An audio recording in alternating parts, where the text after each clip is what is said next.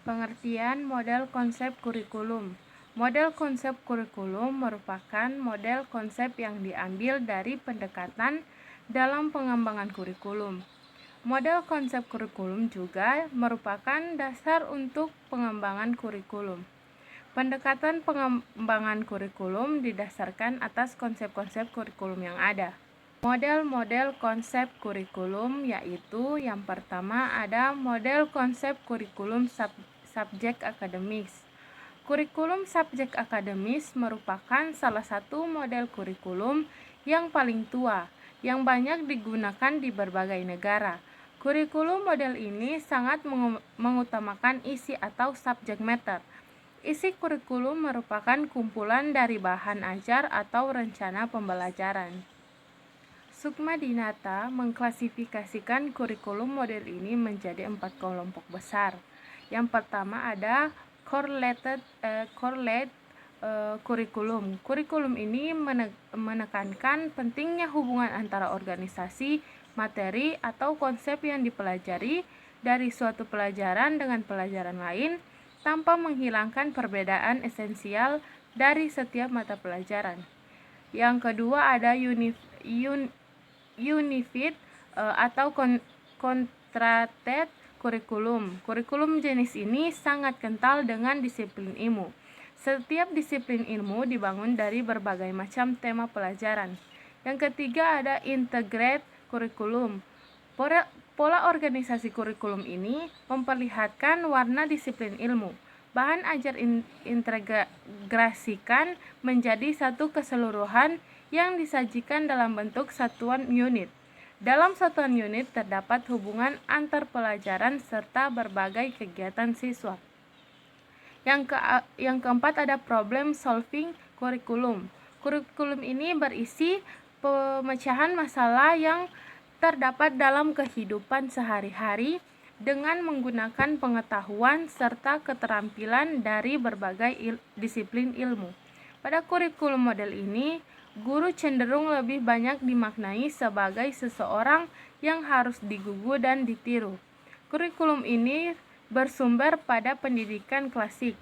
Konsep pendidikan ini bertolak dari asumsi bahwa siswa warisan budaya atau pengetahuan, ide-ide, atau nilai yang telah ditemukan oleh para pemikir terdahulu.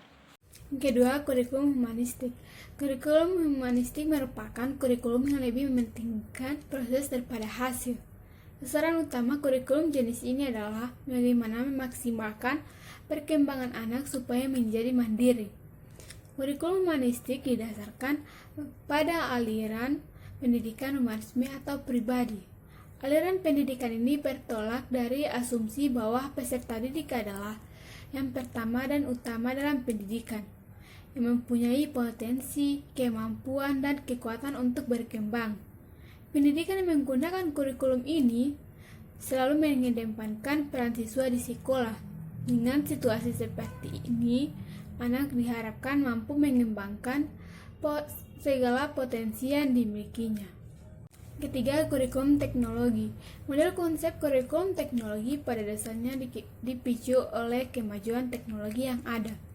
Hasil-hasil kemajuan teknologi dimanfaatkan dalam bidang pendidikan, baik dalam bentuk perangkat lunak atau software maupun perangkat keras atau hardware. Perangkat lunak berperan dalam membentuk sistem, sedangkan perangkat keras lebih mengarah pada alat atau tools.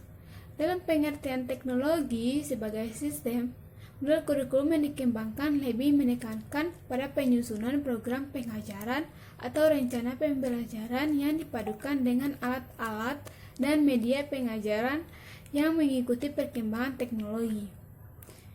Kemudian, program pengajaran yang menggunakan alat-alat yang berbau teknologi, khususnya teknologi terbaru, secara umum lebih menyenangkan dan terkesan up to date. Dari sisi pelaksanaannya, program pengajaran ini sangat mengedepankan efisiensi dan efektivitas. Dengan model pengajaran seperti ini, standar penguasaan siswa jauh lebih tinggi dibandingkan dengan model-model lain. Kemudian yang keempat, kurikulum rekonstruksi sosial. Konsep Konsep kurikulum rekonstruksi sosial merupakan kurikulum yang lebih memusatkan perhatiannya kepada masalah-masalah yang dihadapi oleh masyarakat. Kurikulum ini bersumber pada aliran pendidikan interaksional yang bertolak dari pemikiran manusia sebagai makhluk sosial.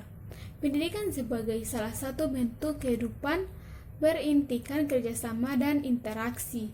Tujuan dan isi kurikulum ini setiap tahun bisa berubah, tergantung dari perubahan masyarakat.